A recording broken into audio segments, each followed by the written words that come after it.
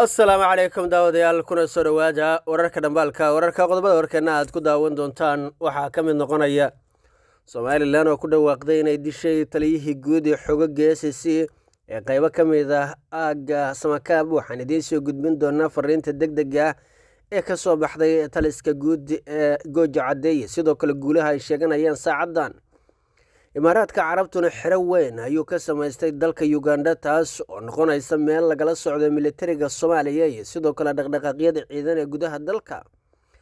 qaraxyadii lagu gubayey soomaaliya ee lagu qabtay magaalada muqdishona waxaa ka jira in nairobi laga soo daabulay halkan ayaan xog idinkugu haynaa safiirkii dalka iskutaga waa safiirkii soomaaliya ee dalka sacuudi carabiyana xilka wuu iska casilay kadib markii ay bilowdeen shaqaaqooyinka iyo sidoo kale dhaqdhaqaaqyada shaqadiisa lagula wareegayo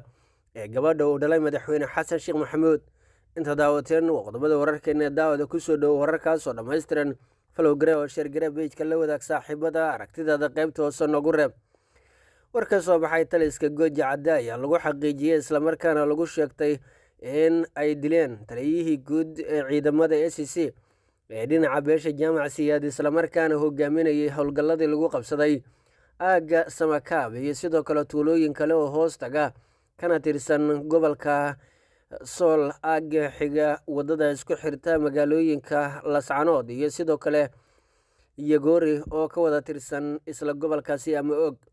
sida xogta ay nagu soo gaartay islamarkaana saraakiishu ay saaka sheegeen waxaa la dilay sarkaalkan oo muhiim u ahaa islamarkaana maalmihii ugu dambeeyey isku xireeyey ciidanka infentriga iyo sidoo kale ciidamada lugta iyadoo weliba saacadba saacadda ka dambeysa la arkayey dhaqdhaqaaqyada ciidan ee ka socda aaggaasi sida aynoo xaqiijiyeen saraakiil lagu kalsoon yahay waxa ay sheegeen inay dileen cabdi raamoole oo ka mid ahaa saraakiisha sarsare ee s c kaasuu hogaaminayay ciidamada islamarkaana ahaa sarkaalkii dhuunta kaga istaagay iskuday walba oo ay sameynayeen ciidamada somalilan oo ay doonayeen inay ku qabsadaan magaalada laascaanood ee gobolka sool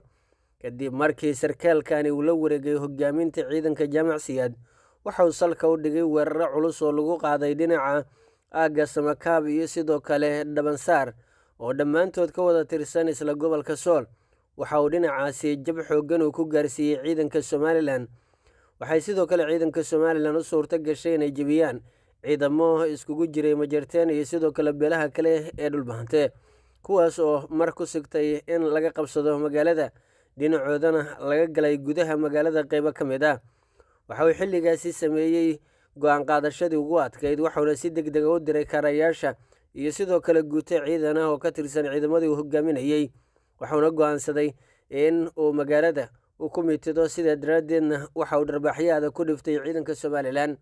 intii uu ku jiray hawsha kala gudbinta iyo sidoo kale isku xirka ciidamada ayuu ku dhaawacmay dagaalka waxayna somalilan xaqiijisay in ugu dambeyntii dhaawacaasi uu geeriyooday cabdi rambe ayaa waxa uu ahaa sarkaal si weyn u soo jiitay hogaamintiisu guud ahaan xoogagga s c waxaana la aaminsanaa in shoodhe iyo shakhsiyaad kale ay dhabarjebin ku ahayeen howlgalkan islamarkaana ay ahaayeen shakhsiyaadka ka hortaagan haddii sarkaalkan oo kale loo dhiibi lahaana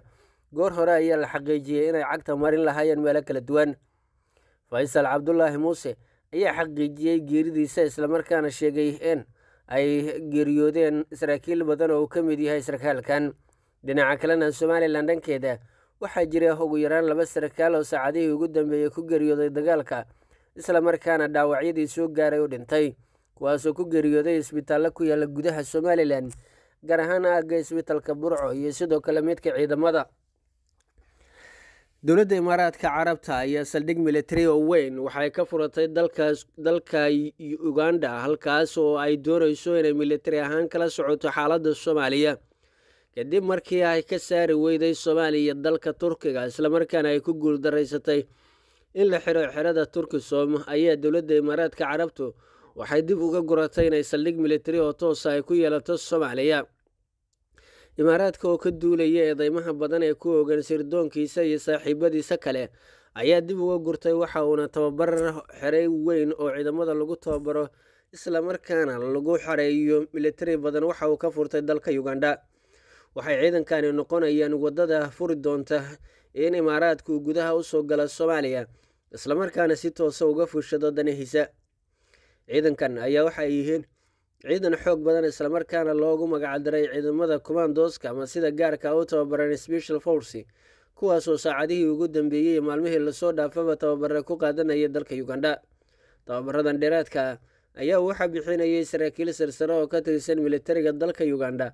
waxaa sidoo kale goobjoog ah saraakiil ka socota dalka Imaaraadka Carabta, kuwaasoo ayaguna tababarayaal khibradoodu ay sarreyso.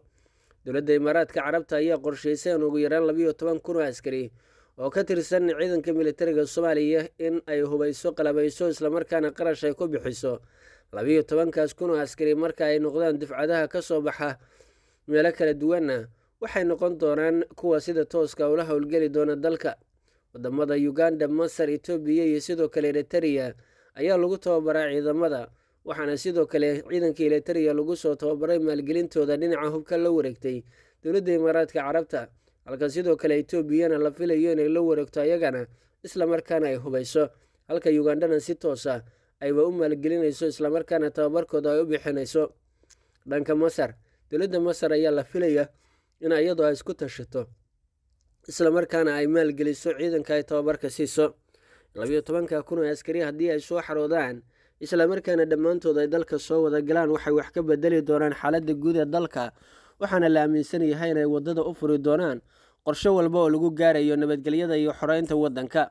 saacadihii ugu dambeeyey ayaa dad badan isweydiinayeen sababta muqaabaraadka waddanka Imaaraadka Carabtu ay fariisin uga samaysteen dalka Uganda ayaa waxay ka mid tahay saaxiibada sirdoonka adag leh ee gobolka. waxay sidoo kale ka mid tahay wadamada aan inta badan sida gaarka ah u bartilmaameysan arrimaha Soomaaliya. waxaa dowladda Imaaraadka Carabtuna ay hoggaanka u haysaa islamarkaana ay doonaysaa inay qaado tillaabo walba oo u suurto gelinaysa inay Soomaaliya dusha ka maamusho. wixii ka dambeeyey wararkii ka dhacay sannado ka hor geesgoyska Ex-Control Afgoye ee lagu dilay in ka badan 80 ruux oo qof ayaa dowladda Imaaraadka Carabta lagu eedeeyay in sirdoonkooda ay ka dambeeyeen. waxaa iscasilay safiirkii Soomaaliya u fadhiyay dalka Sacuudi Carabiya kadib markii shaqadiisa ay faragelin ku sameeyeen saaxiibo ka tirsan kooxda madaxweyne Xasan Sheekh Maxamuud.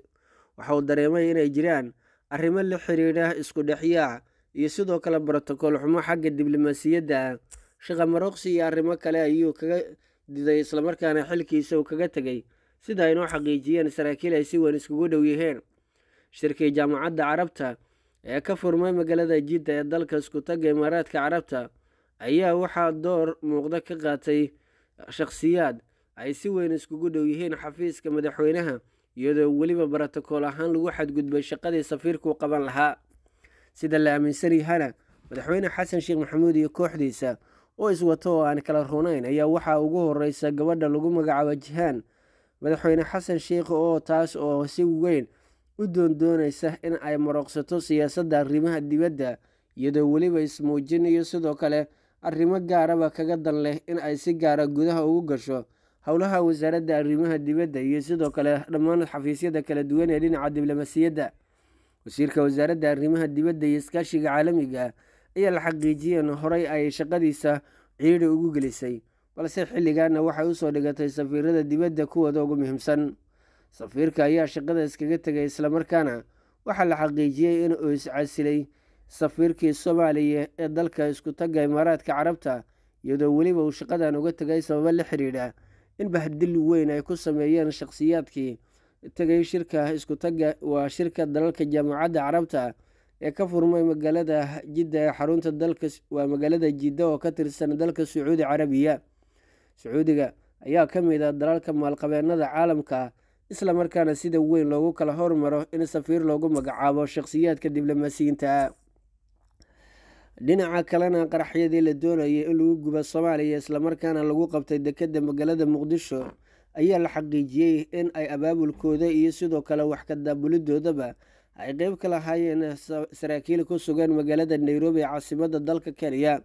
sida ay noo xaqiijiyeen saraakiil ka tirsan hay-adaha ammaanka ee Soomaaliya, shirkadda lagu magacaabo Two Way Communication ayaa waxay agabkan u soo daabushay Soomaaliya, iyadoo weliba si weyn dekedda magaalada Muqdisho si hoose oo qarsoodiya la doonayay in looga dejiyo.